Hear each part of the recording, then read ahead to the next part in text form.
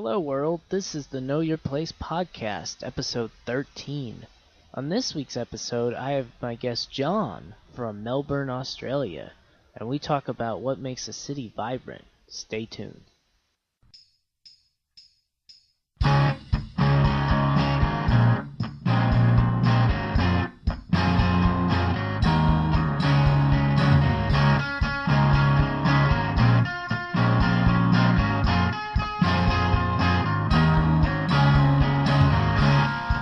Well, hello everyone. This is the Know Your Place podcast, and we're on episode 13. I hope no one out there is superstitious. I don't know if that means this is going to be a bad episode or what. Okay. On today's episode, I brought in another international person to talk about a topic that is probably better talked about internationally than just within our own countries. So, say hello to the fans, John. Oh, hi, I'm John from Melbourne, Australia. He's from Melbourne. Cool stuff. Yeah. And yeah. Now, when we previously talked, you did say, are you in the urban planning profession, or are you just... Yes, I am a qualified urban planner, but I'm not practicing at the moment. But yeah, I have practiced, and so yeah, I do have a planning background. Although I did mainly work in a country town, so in the context of cities, I don't have a lot of hands-on working experience. But you know, I am interested in I guess urban geography, cities, you know, anything related to how cities work and function, transport. You know, that sort of thing. So yeah, it's always been a general interest of mine, and I have travelled, you know, fairly extensively, and I always enjoy observing how things are done in different countries, and and like comparing things, and just that's always been something I found really interesting. That's very cool. I took a couple urban planning classes when I was in college, and it was a minor fascination of mine. Well, I guess it is kind of a major one. But I did end up landing in geographic information systems because I don't know if I really enjoy the computer digital side of things more, or if it's just what I do the best to make me money. But that's kind of how it is. So yeah, but I did grow up very fascinated with SimCity from a young age, and fascinated with urban planning. So yeah, cool. Yeah, I think Sorry, so go ahead. You can roll on with SimCity. Yeah, no, I was just saying. Yeah, SimCity was, as I think we talked before about it. I think that's probably something that both spurred an interest in kind of. City planning, geography in a lot of people, and so I guess reflective of that interest. But yeah, go ahead. All right, well, cool. So, John here, and I guess I kind of did too. We wanted to jump into the topic of talking about what vibrancy in a city means. And what I love to do with this podcast is take some of these things and apply them to geography that we kind of, I do think, conceptualize, all of us do, not just geographers, but we don't really sort of talk them out to their fullest extent sometimes. So, yeah. So I guess I'll let you go first, and I'll sort of let you talk about, I said to bring some examples of some places you thought were very vibrant places and what you thought were vibrant about them, and then I'll sort of talk about a few in America, too, as well as what I perceive from Europe, although I'll have to admit I've never traveled outside the United States, although I do watch a lot of documentaries, so I don't know if that helps or not, but anyway, I'll let you go first. It's something. You know, it's still it's something, yeah. So did you want me to just give some examples of places which I think kind of are very vibrant, or Yeah, go ahead. Just tell us some places you find very vibrant and why you think they're very Well, I vibrant. guess, there are the obvious, I guess, to most people, when they think of vibrant, they think of the most extreme examples. So, New York, Tokyo, Hong Kong, London, the big cities. I know, I guess, places like New Delhi, Mumbai, Mexico City. But I think, there are so many, I guess, underlying factors that make a place vibrant. Like if I just talk about my own city of Melbourne, I think, we're not a big city, but we are, at least in the city centre, the central business district. Americans usually would call it, the downtown or the, just city centre. It is, even though we're kind of very suburban like the US, I have noticed, like, over the years especially, Melbourne has grown. It's always been quite vibrant in the city, but especially in the last, since I've been here and since I've started visiting, I've noticed it's just got more and more busy, and not just daytime crowds like your workers and shoppers and stuff, but just at night as well. Like I've noticed, like nowadays on a weeknight, until 10, 11 o'clock, there are still lots of people walking around, which I would say indicates a fairly vibrant city. So I guess those would be obviously some examples of a vibrant city.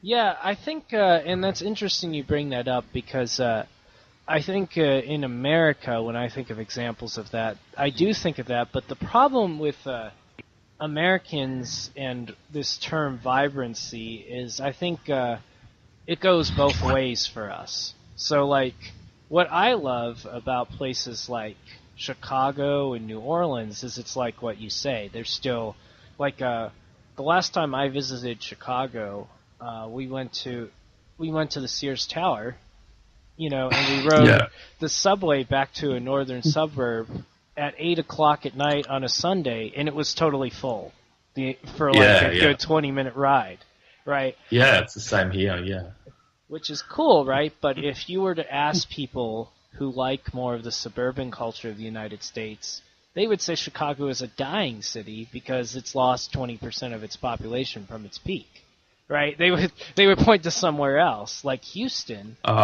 right? Which in a lot of ways doesn't really have a downtown because they don't really have zoning laws, so it's very weird where things spring up there. Yes, I have been to Houston, so I can. We only really passed through it, so I can't really, talk a lot about it. But so to some people, vibrancy in America is just brand new construction somewhere. Like if they're building a big when I think when I think of vibrancy, I think of obviously street life. People walking around, people shopping, just a lot of activity. Just different things going on as well, not simply one sort of activity, like not simply office workers, but shoppers, just people strolling around leisurely. Kind of public transport obviously has a big role to play, I feel, but I can go through sort of basically I think the main things that lead to a city being, or that encourage vibrancy and crowds and stuff would be, population density, basically a city whose built form is sort of built around the pedestrian and public transit, so transit-oriented development. Basically having a lot of, functions, shops and businesses and having a lot of people living within that neighborhood.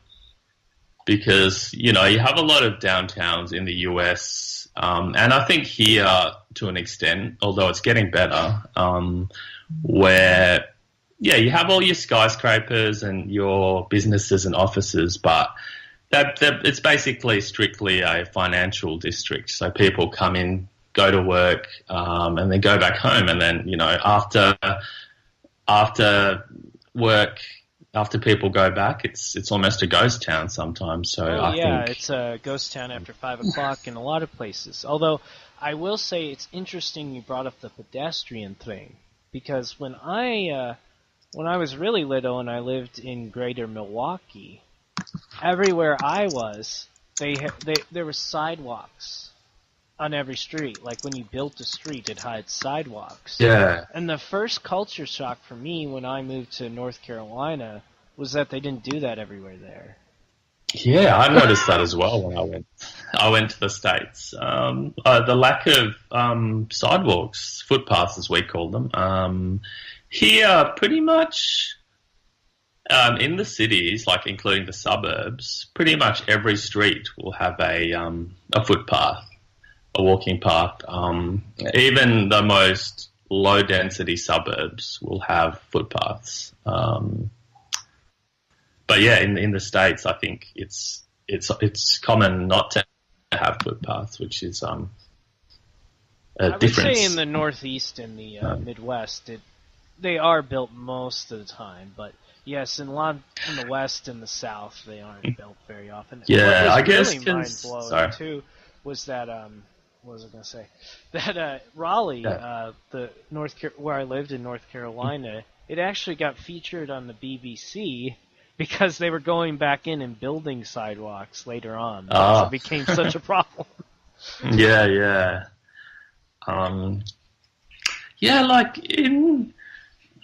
I think one thing which I find, I guess, common in suburbs here, and I think in the States as well, is, like the suburbs just feel you don't really get a lot of people walking around. Would you say that's the case? Like you don't get a lot of pedestrians. Like here, like it's mostly, you know, someone walking their dog or someone jogging, but it feels very empty. Whereas in Asia or, you know, a lot of Europe, you don't really get neighborhoods like that. I mean, pretty much everywhere there's people on the street. There's and I think that's quite typical of a lot of low density suburbs in Australia and the US and, you know, probably Canada and New Zealand and I would say it kind of I guess it does kind of depend, and I think this comes back to sort of depending upon how compact certain cities. The United States is very hard because you can always find a counterexample, everything you can find an example of, because it's such a big country. Yeah. But definitely. I would say that it used to be more common. Like I remember when I was a kid, even in North Carolina where there were no sidewalks, we were all out as kids all the time in my neighborhood. But I've also been in neighborhoods where it's like in certain places around here, they just build these suburbs where all you see is like when you come up on this house, the front will be the garage sticking out with the cars. And like everything's like behind it. The house is behind it. It's like it's totally car centric, right? It's not even like, and that's sort of something Jane Jacobs did talk about in that book I talked about, The Death of the I have read that. She talked about sort of the death of front porches, and that's an interesting thing, you know, because I think my experience really reflects that because I grew up in one of those really car-centric suburbs in Perth.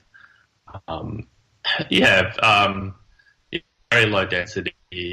The roads were just very wide. It was a very new suburb, so it was developed in mostly the 80s. So even compared to its neighbouring suburb, it was a very recent suburb. And, it was...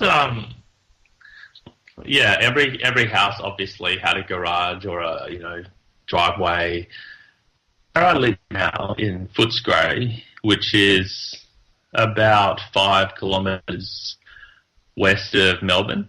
So it's one of the oldest suburbs in Melbourne, one of the oldest areas in Melbourne, and it was developed from like the 1840s. And even on, there's such a mix of housing styles. There are houses that are over 100 years old, that were built before cars were, some of them even before cars were invented, really, Right. let alone popularized. So they don't have driveways. They just front the street. There's not much of a frontage. And you have newer houses, which were built, during an age of the car, the automobile, and they have driveways and garages. And so I think here we get to see like the differences very sharply. Even on one street, you see houses from different periods, from what we call Federation, which is kind of Edwardian, turn of the 20th century, Victorian, sort of modernist, California bungalow, more modern, sort of as in post-war, and then, contemporary styles. So yeah, obviously they reflect they kind of hate the fact that before cars, people would often walk a lot more on the street, and there were things like, there were trams and there were horse buggies and omnibuses and stuff, but yeah, it was a very, you can tell that they're much higher density than the more modern, not the apartments, but like the more modern houses. Yeah, sorry. Well, yeah, no, it's interesting you bring up the neighborhoods thing, because I think that is a strong component to, if we talk about vibrancy, or at least what I guess I just like in a city. When I was in the first episode, I talked about Milwaukee, and I talked about how there were neighborhoods with strong identity, but I went to college in this city called Lexington, Kentucky, and that's where the University of Kentucky is. And if you know anything about Kentucky, it's one of the older states in the United States. It's 13th, I believe. Or not 13th, 14th state. So, and I got to, when I was in college in Lexington, I lived in a neighborhood that was 15 minutes outside of campus, and it sounds much like the neighborhood you're talking about. I mean, it was basically, you'd have old plantation houses mixed in with stuff built in the 50s and 60s, and there was a big park in the middle of it called Woodland Park, and it was called Chevy Chase, and there was these bars there too, and there was one bar where it's really cool. It's called Charlie Brown's, and this bar had bookshelves lining it. It's like a library, and you leave a book and take a book, and it's bar. Oh, yeah. There are places like that here as well, yeah. And then there was also a famous restaurant there called Bourbon in Toulouse, started by a couple guys from New Orleans, that the owners are just totally wild, and like they serve alligator etouffee, and there's lines out on the street, and like, so I like it. I think that's something that I don't know if that. See, again, when we talk about vibrancy, I see it as something that's a requirement for just, I guess, what makes a good city, if you will, is neighborhoods that have a very distinct identity. If you have multiple neighborhoods like that, like even though Cincinnati, I went to high school outside of Cincinnati, even though its inner city is kind of dying in some ways, there's neighborhoods that all have their own festivals around there. So like I was used to in high school and college, I'd go to a new festival every weekend, in some neighborhood. And I could see though how other Americans maybe don't experience that atmosphere. Like I don't know if this is, I guess it's related, but I feel that in the US, Yeah, most of the downtowns aren't very, from what I've personally observed and what I guess what I know. Yeah, downtowns in the US are mostly financial. Like there are the entertainment areas, but like just compared to even Australia, I find that they're very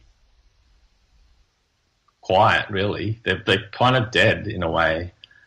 Oh yeah, I mean, And that's I been the feel that classic in debate we've America, had here. Yeah, I'll let you finish. Sorry. yeah, they have a very negative image. Would you say? Like I get the sense that people just associate a lot of them with crime and urban blight and homeless people bugging them and that sort of thing. And just it's not a very glamorous. Obviously, you have your exceptions. You have San Francisco, you have New York, Boston. But outside those, I don't know how many, let's say 24 examples, or I don't know. Right. Most American cities do seem to have that negative image, and I think partly because of that, like obviously you've had the flight to the suburbs for a long time, and that occurred here as well. But the thing is, say in the last 30 odd years, there's been a big, I guess, return to the city because people, they want that. A lot of young people want that, vibrant inner city lifestyle, that cosmopolitan lifestyle. And I think I have heard it is kind of happening in the US as well, but it doesn't seem as it's still not as much of a thing. Would you say that's what you observe as well? Yeah. This is very interesting. You bring this up. Have you heard of the term a hipster? Yeah. A lot of people argue that it's the hipster type of thing to want to move back into the city, and then they start these you move into an old historic house, and then you do urban farming in your historic house, and you live downtown. Yeah. And you put up with the crime and the whatever because you want to be in the city, And yeah. You're right though. I do think though when it comes deep down to it, and don't get me wrong, I do think the car-dependent culture has influenced this and other sort of factors over the years that have given downtowns a negative reputation. Like my urban planner teacher showed us a video from even the 30s when people were like, I want to get out of the city, I don't want to live in the city anymore, right? Yeah. I think we as Americans, though, we do expect a certain amount of more space in our we expect a sort of homesteading attitude to some degree, more so than anybody else.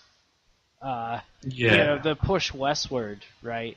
There's still that mindset in a lot of people. Like even me, take me for example, I'm 29, I have a wife and a kid and a dog. I probably will want to end up in a single-family house, and I probably won't live right in the middle of town.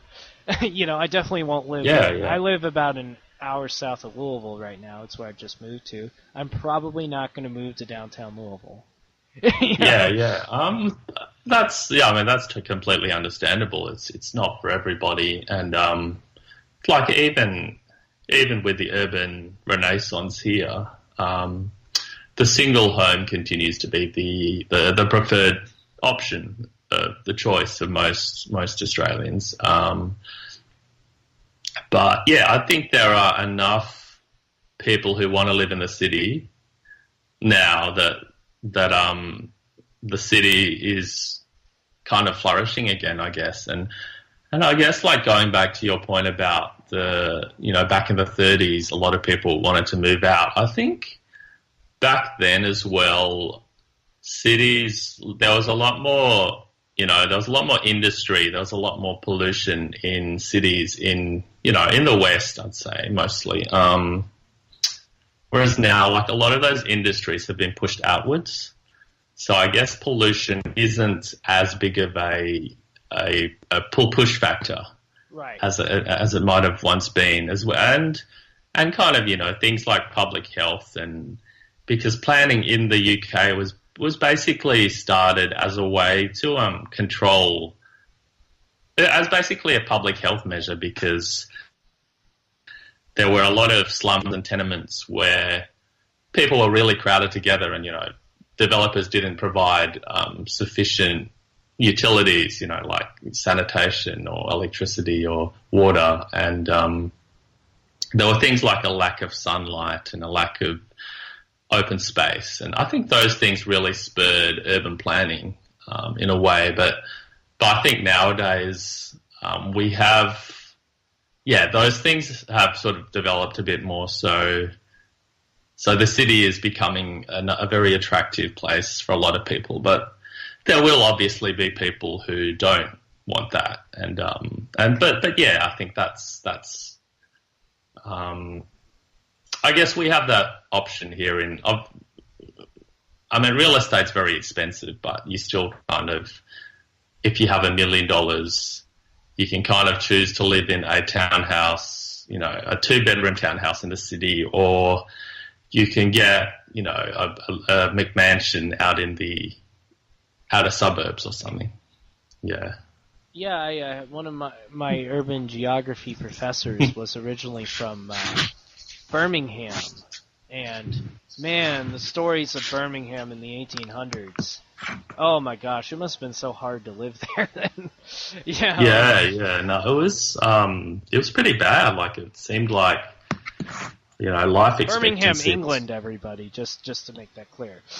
Yeah, it was Birmingham, Manchester. Those cities, Glasgow, they were the kind of the engines of the Industrial Revolution. They were, basically like gigantic factory towns, and they weren't very comfortable places to live, basically.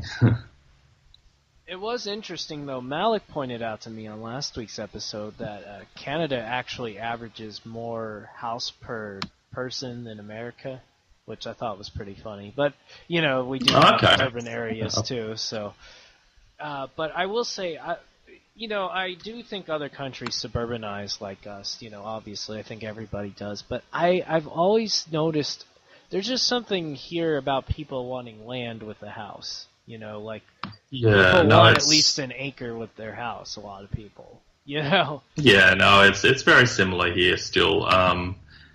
There's the great Australian dream is to have your house on a piece of land in the suburbs with 2 cars, and but that's like, I think, like, if you went back 30 years ago, pretty much the large majority of younger people would want that. They would start a family, they'd move out to the suburbs. Or, they'd grow up in the suburbs and, always live in the suburbs. Whereas now, like, that's still common, but you have a lot more people who want that, more urban lifestyle. Yeah, I would say it's about half and half with people my age in America now. I don't know. The thing for us, though, is... So, it comes down to sort of a difference between what kind of city you're in, right? Because if you're in somewhere like Chicago or New York, you flat out can't afford to live in a house if you're someone our age. Like, you're shacking up or something. But if you're in somewhere like, I don't know, Houston or, Phoenix or something, there's still... You can be in the city and not really in the city, Yeah, exactly. Yeah, one thing I've noticed in the US, there seems to be a very large difference between housing prices between different cities. Oh, yes. Like, I think I remember reading an article. I think the average apartment or the average dwelling in Manhattan, for instance, is $2.5 million or something, which is like really expensive, but it's kind of, it didn't really surprise me. But I've heard in some cities in a lot of cities in the South or the Midwest, you can buy a house. I don't know. You'd obviously know better than I what the average house prices are, but I've heard even $100,000 you can get a decent house in some of these. Try this in places like downtown Cleveland and Detroit because so many people have left. I know people who've bought $30,000 houses that are like it's houses. I think it's reflective of just how I guess blighted and just how neglected and undesirable these cities are, or these parts of these cities, because I mean, yeah, I've seen some pretty dodgy places in the US, to be honest, and like in Las Vegas, I was trying to get to downtown Vegas, like not like, you know, I don't know if you've been to Las Vegas, but there's like the old downtown and then there's a strip, and right, they're like different places. I know that. I actually am a little familiar with that. Yeah, the strip is actually where all the stuff is, and then downtown Vegas is kind of just like the afterthought, if you will. Yeah, I took the bus to downtown, or I thought the bus was going to downtown, and I ended up in this. It was like this. I don't even know where exactly it was, but it was only a few streets off the strip, and it was like a real ghetto. I mean, it was deserted. Like Bars all on the the shops windows. were either, pawn shops or like liquor stores, and like most of the shops were just shut up, and there was just nobody around, and like all the houses just looked really run down, like nobody was caring for them and stuff. And I just felt really unsafe there. And then I was kind of a victim of petty crime, but that's another story. But yeah, I just think that compared to like the really bad areas in the US, compared to the bad areas here, are just so much worse. So I think that's probably what's driving or keeping house prices so much lower. Because like even in the worst parts of Melbourne, so-called worse, the average house price will still be, at least $500,000, or at least, 500,000. I would say in America, we're not quite to the level of South Africa or Brazil on the income disparity, but man, we are definitely up there. I was talking to Malk about this last episode, but there's this great recording the BBC did once in St. Louis, and there's this 6-lane road that runs right through the middle of St. Louis, and it's called Delmar Boulevard, and they showed this graph. On one side of the street, on the boulevard, the average income was $50,000 and the average home price was $330,000. And on the other side, the average income was $19,000 and the average home price was $40,000. Okay. And all that divided them crazy. Was a 6-lane street. That's all that divided them. Yeah, it's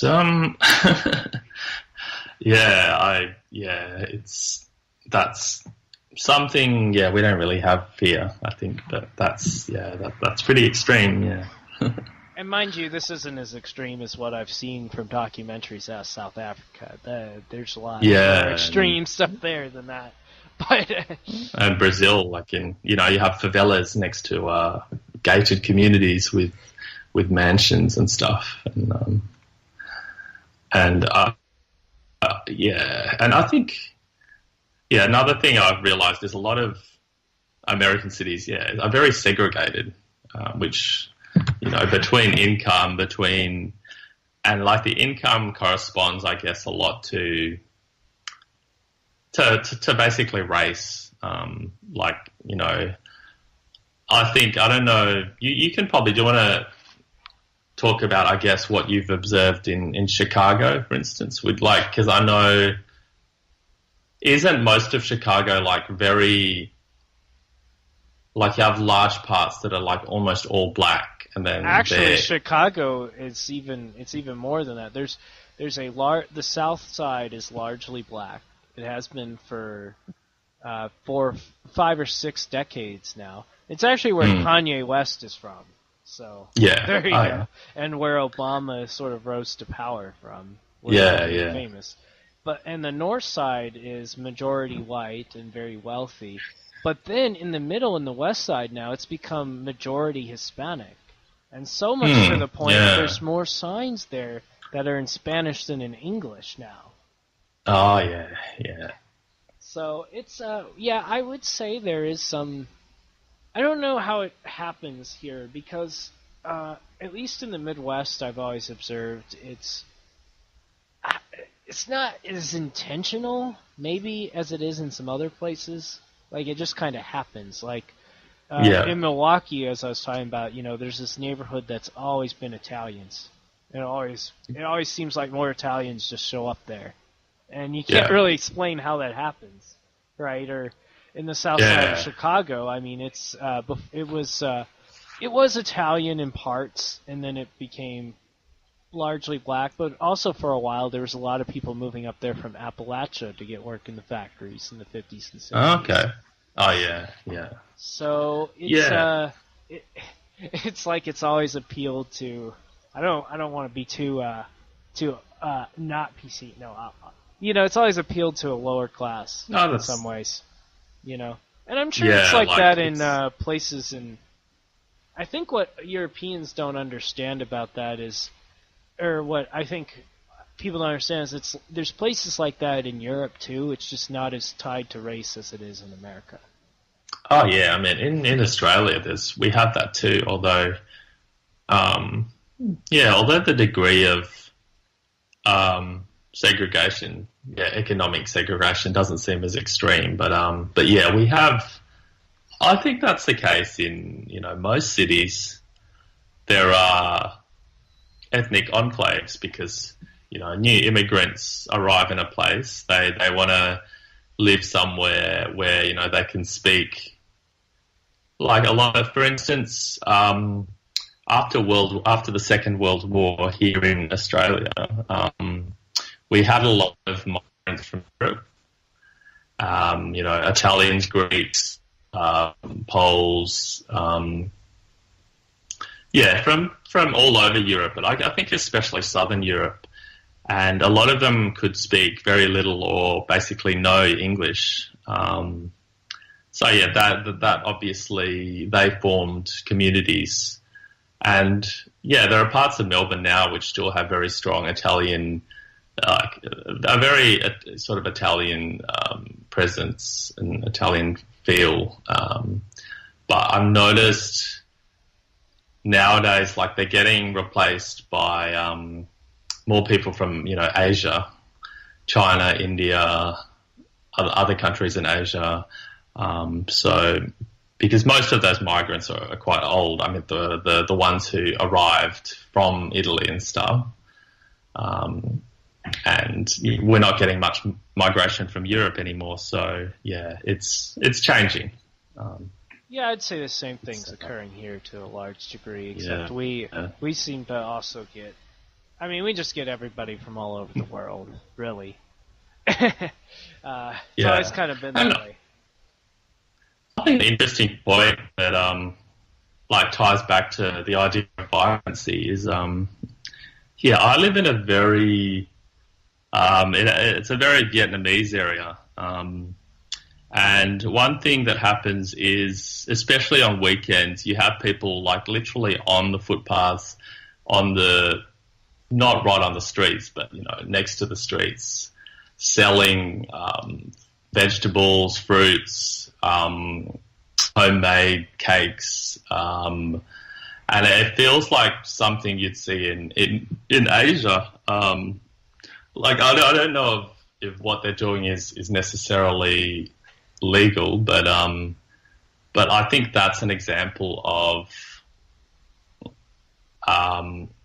them bringing their own cultural practices or their own practices to Australia, and it kind of makes it vibrant as well. And I've seen monks,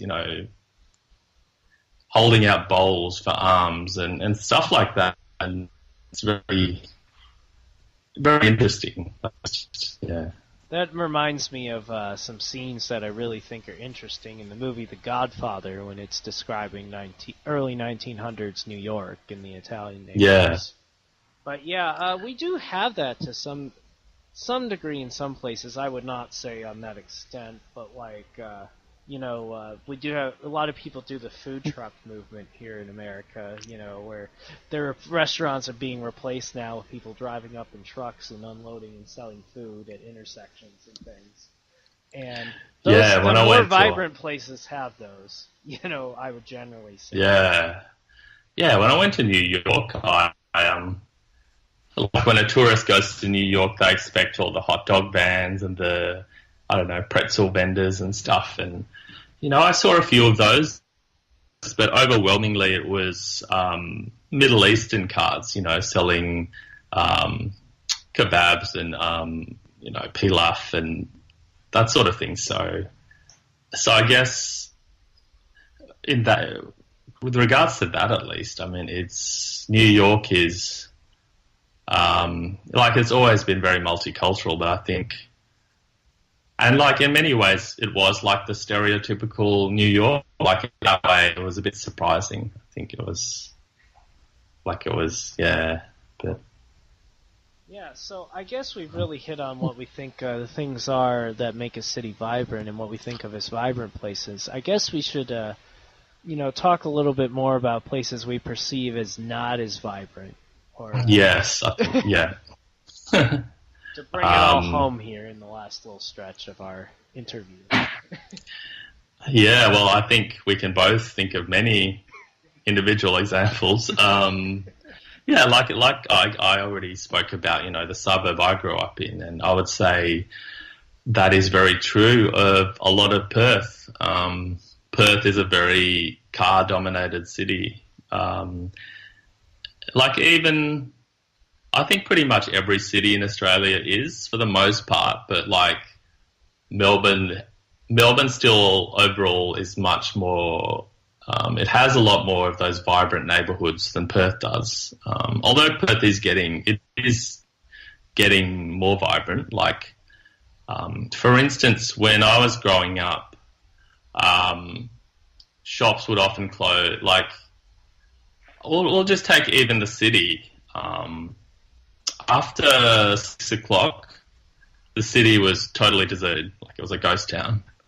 But, over the last few decades, I've noticed more and more places opening later, more people hanging around the city at night. And I think a lot of that is due to sort of changing, lifestyles and migration. But yeah, I think Perth is a very, it's mostly single detached houses. It's lots of very broad roads, the car. Everything's based around the car and what's convenient for the motorist. And people, they need their lawns, they need their yards, they need... And shopping is mostly very much catered towards drivers, I think. Shopping centres with lots of car parking and stuff like that. So yeah, that's an obvious example. Yeah, I would say I don't know. I really need somebody to come on my podcast once and defend Los Angeles, because I am very anti-Los Angeles. I don't know if you picked that up from me much, but... Yeah, I've been to LA as well, and I can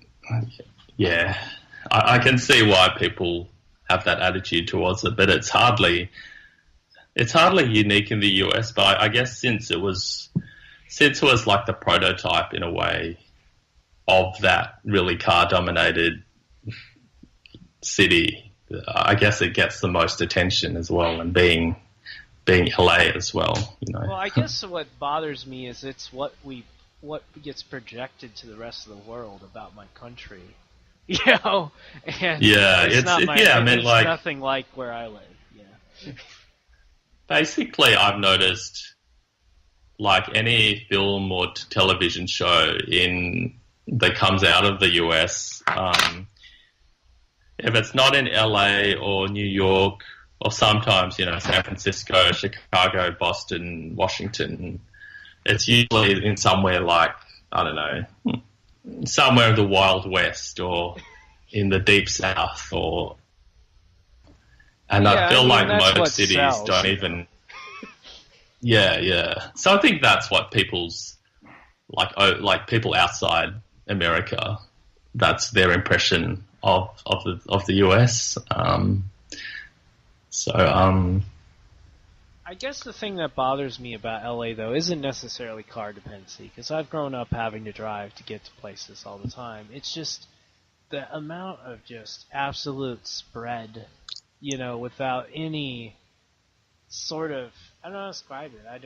I don't think they have culture. Okay, I know it's probably a strong thing to say in a way, but it's like Louisville here. This weekend was the Kentucky Derby, right? So, that's a very strong thing. That's a very strong identity Louisville has. So, actually, yeah. With regards to LA, I notice a lot of people here, and a lot of tourists, they do bash it a lot. A lot of Americans as well. But while it's not a city, it's far from my ideal city. I actually do sometimes feel a bit of a need. It does. I personally, at least, think it does. There are a lot of interesting things about it. For instance, it has so many ethnic neighborhoods. There's, Koreatown. East LA is basically kind of like Little Mexico. Right.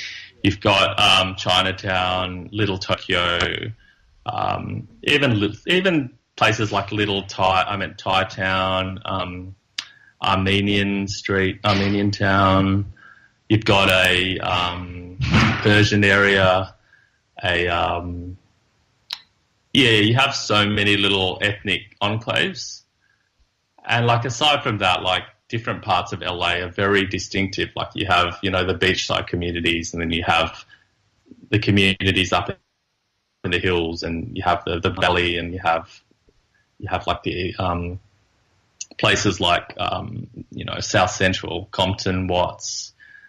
And each one is quite different. Pasadena, you have and it's very interesting just exploring those different neighborhoods. But I think one criticism I do also have about it is it does feel very unplanned. It's not just sprawl, but it just feels I'm not saying everything really needs to be planned, but it just felt like the housing was almost there's this repeating pattern of housing that just you find everywhere. You drive an hour and then it's kind of the same types of houses and the same kind of units. And I don't know, have you spent much time in LA? Have you observed? No, I actually, the farthest west I've been is Phoenix, so I've never been to LA.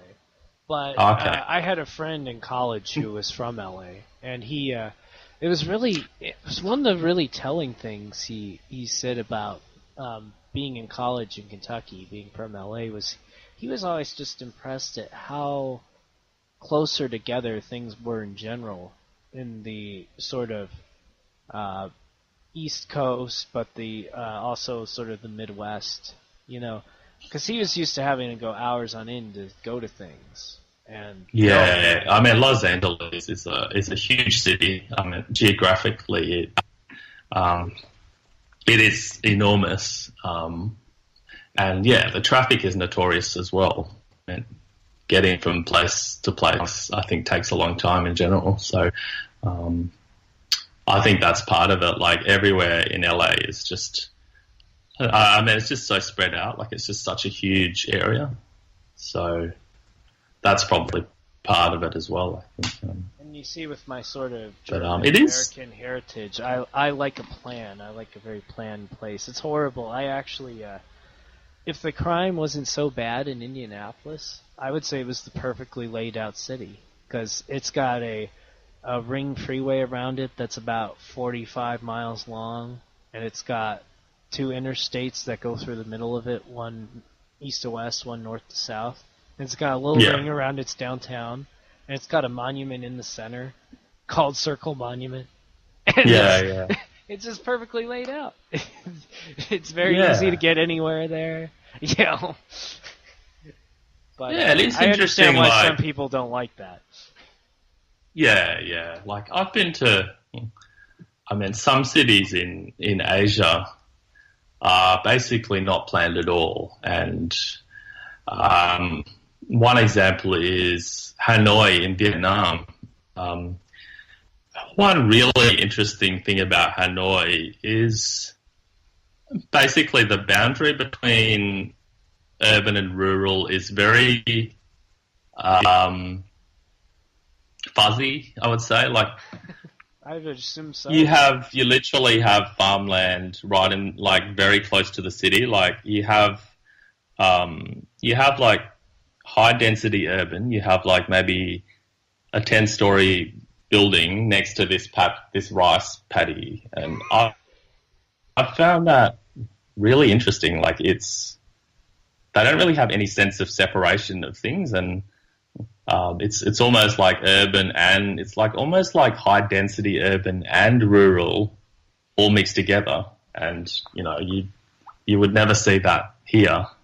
Which is a really stark contrast to somewhere like Germany, where if you want to talk about somewhere with much harder barriers, Germany has very intense zoning laws, right? And Yeah. strong barriers between urban and rural, more so than America even, or I would say probably most in the world, I'd say, I'd say the same about the UK. Britain, London has this green belt around it, which they built deliberately to contain urban growth, because they didn't want London to, take over the countryside of the home counties, and it kind of contains London, and it's probably at least partly responsible for the very high real estate prices in London. But yeah, that's an example of a very definite intention to sort of limit the urban footprint. Whereas in places like Asia and some other countries, you don't really have that. There is very little differentiation, I guess, and it's just interesting to see something so different, really. Yeah, Lexington, Kentucky, where I went to college, has this thing called the Urban Services Boundary, and it's a very hard boundary, and they did it to preserve the horse farms around the outside of the city. Ah, yes. So, yeah, I know some people say that results in high real estate prices. Yeah, I mean, I think there is some truth to that. Like, I think that's part of it, but you can't really blame it entirely on that. And I think one reason why cities like Sydney or Auckland have such high average prices is partly because of geography. Both of them are kind of quite hemmed in by, ocean or national parks, or so like they don't really have a lot of room to grow. And I think the same can be said of, say, San Francisco or the Bay Area. San Francisco is the perfect example of that. I mean, if you just... They can't build more land there. Yeah. So I think that is a big... And, like, those places tend to have really nice views as well. So those two factors also tend to really push up prices. Melbourne is... Like, house prices in Melbourne are going up quite a lot, but we have so much more room to develop than Sydney, because Sydney's kind of surrounded by national parks, and, you've got the harbour and you have the beaches, and they kind of have to go beyond the national parks, beyond the forest, to sort of develop. And there are people living, 70, 80 kilometres from Sydney who commute in, or even further. So yeah, that's a big reason for it as well. I actually think it's interesting. This is something we could sort of get towards a conclusion with. But I'm curious, do you think those cities will eventually die over time if they don't have somewhere to develop into? This is sort of the debate we constantly had in my urban planning classes. What do you mean if they can't expand like outwards? You mean like yeah, if there's never if at some point it just gets too pricey for any kind of new growth into the city. Some people wonder if that's going to happen to San Francisco.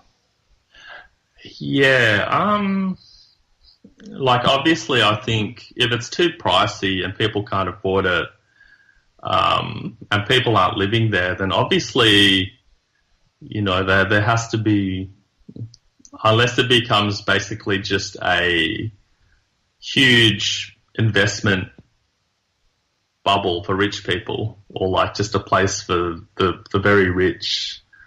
I think eventually there has to be, there will be something that will counteract that, I feel. And I mean, prices don't keep rising as well. I mean, once the economy kind of, I don't really know that much about economics and stuff, but but I know it's all related, and prices go up and down sometimes, and there are all these different forces that control prices, and but yeah, I think being too expensive definitely often isn't a very good thing for cities. Like, it kind of makes them into kind of ghettos for the wealthy in a way. Like, it just... Well, and that's sort of the thing people say about, if we want to... Yeah, that's what I would give for examples of places like St. Louis and Gary, Indiana. Back in the day when they were really rolling well, they were doing good, but they had hard boundaries. They haven't had any expansion of their city boundaries since the early 1900s. So but those cities kind of hollowed out with the death of industry. But it's interesting, right? So you can literally, actually Detroit's an even better example. You can literally drive on the other side of the boundary and there's all brand new and nice things, and then you come inside and it's totally dead. And I don't know if that'll ever happen to San Francisco, but it'd be interesting to see if maybe that does someday.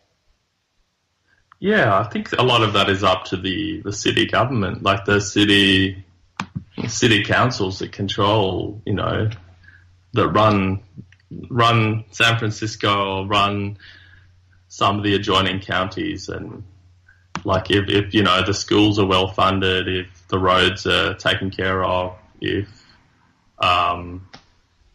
but I know in the US there is this attitude that we should rely on private investment, private to sort of.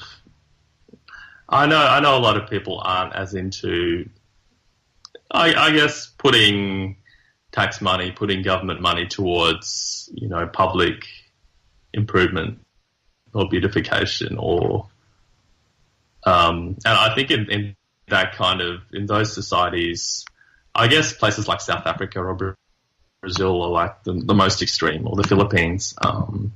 You will have those very stark contrasts. You will have those. There is sort of some people who are. I'm kind of on the fence. I would say I prefer when money is doled out and gathered more locally in a country as large as the United States, because I think a lot of stuff gets caught in the crosshairs over time just because it goes all the way to DC and comes back to us and trickles down. But there are some people who are much more extreme skeptical. I know people who full on want to live, I don't know how to describe it. They want to live in, they want to live away from everything. They don't want any kind of, public services whatsoever. And there's still places like that in America, but there's not that many. Yeah, I'm sure. Pretty much Americans. Like, I don't want to sound like I'm an expert or anything on. It's just basically the observations or the perceptions of an outsider. But But yeah, I do feel that that attitude in general is very counterproductive towards, I guess, cities that are both vibrant and like I guess kind of, yeah, equitable, like in terms of not having those big divisions between rich and poor and stuff like that. And I think Australia, like Melbourne, for instance, we do have those divisions. Like we're definitely not, a classless society. We definitely have wealthier areas and less wealthy areas. But yeah, it's not like you have poor areas that are totally neglected. Like the schools are like, really underfunded, or like the place is literally falling apart. Like it's not like that here. So I think we do realise that we do need to put in some money in order to sort of in order to run and keep our cities functioning, but also looking good and stuff like that. So yeah. I think the biggest thing, I think it's about a cultural mindset. At least that's what I've talked about over time in several different areas. Is I think back in the day in America, at least when my grandparents were alive, they were the Ward and Tune Cleaver, Leave It to Beaver type. My grandfather fought in the war, and he sold commercial insurance, and my grandmother was did like the Lions Club and bridge parties and things like that. So back then there was more, I think, of a mindset that even if we weren't spending government money on helping things our neighbors, there was more of a mindset of helping our neighbors and being part of the community. And I think that is sort of dying in America. And because we don't have any kinds of rules enforcing that, it's just more on display than it would be other places. Yeah, I was just thinking about that. Like I was thinking about Japan as an example, but I think that sense of community was probably more. I think it does exist now to some extent, but I do think it was stronger back then. But like in the case of Japan, it's been often said to be like one of the most middle class countries in the world. Like you go to Japan and you don't really see much different. Like you couldn't really tell very much if you were in a very wealthy neighborhood or like a very kind of poor. Like there aren't really what you'd call ghettos, and I think a lot of that is the culture. People they keep their houses and they keep their streets very tidy, and like everyone sees it as a communal responsibility. They don't see it as the job of and like the government's part of that, but they don't see it as the job of someone else to take care of it. Like they see it as their responsibility. And that's how I was raised, and that's what I think is the most important component of a vibrant city. But obviously you can't do that without money. So I think, I think funds have to be spent in a way that I guess ensures that some basic standards are upheld. You can't have places where the roads are full of potholes and everything's falling apart, and then somewhere everything's just all hunky dory. Yeah.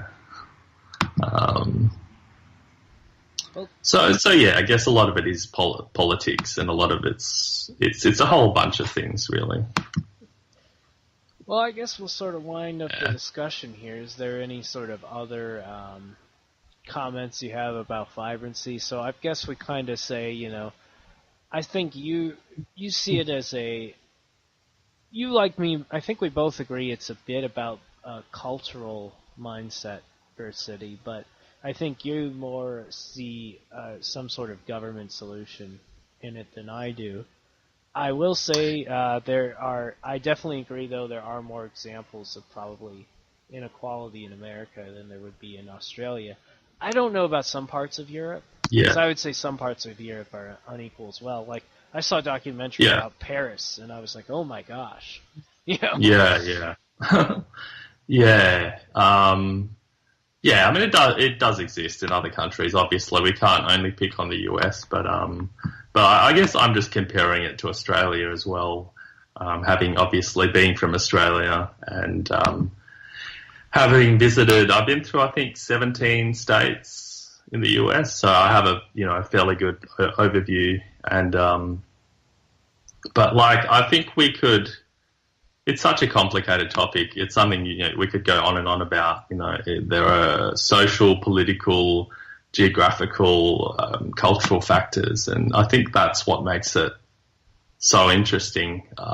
You could bring in so many different areas of study into it, and but yeah, no, it's been a very, I think, thought-provoking.